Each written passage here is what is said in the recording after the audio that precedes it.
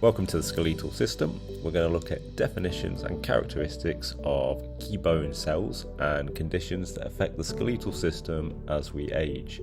So what we're going to look into is osteoblasts, osteoclasts, osteocytes, ossification, osteopenia, and osteoporosis.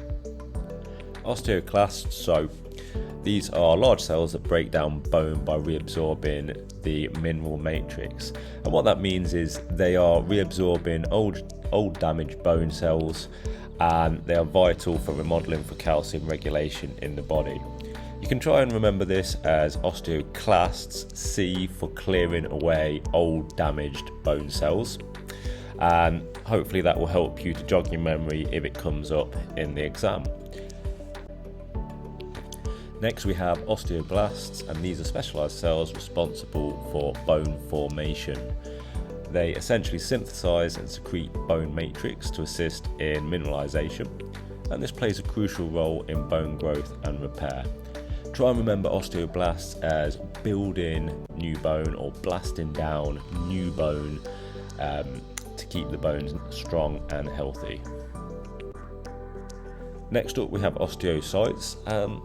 You can remember osteocytes as essentially being a cell that lies within the fully formed bone. So it occupies small chambers called lacuna, which is contained in calcified matrix of the bone. And what really happens with osteocytes is they're essentially osteoblasts that secrete bone matrix but then get trapped within that bone matrix that they secrete.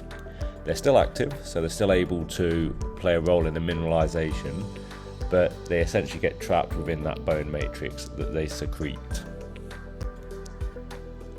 So looking at the difference between osteoblasts and osteoclasts, osteoblasts build new bone by producing bone matrix, and osteoclasts clear away old damaged bone through reabsorption, and between the two this balanced activity maintains bone health and strength.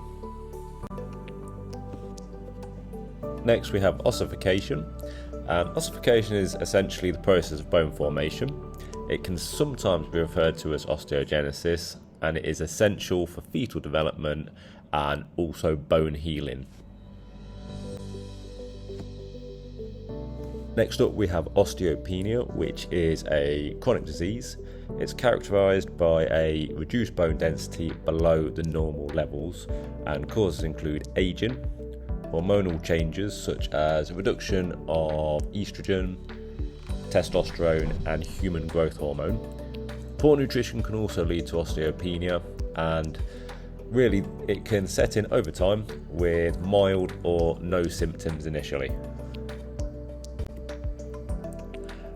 Following on from osteopenia we have osteoporosis, which is a more severe chronic disease and characterises in a further reduction of bone density, and this will give you a greater risk of fractures and breaks.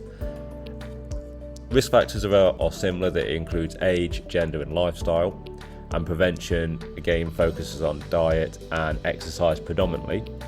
If you do exercises such as resistance training, it can increase the ossification process, increases osteoblast activity. However, there's also medication that can be taken prescribed by the GP.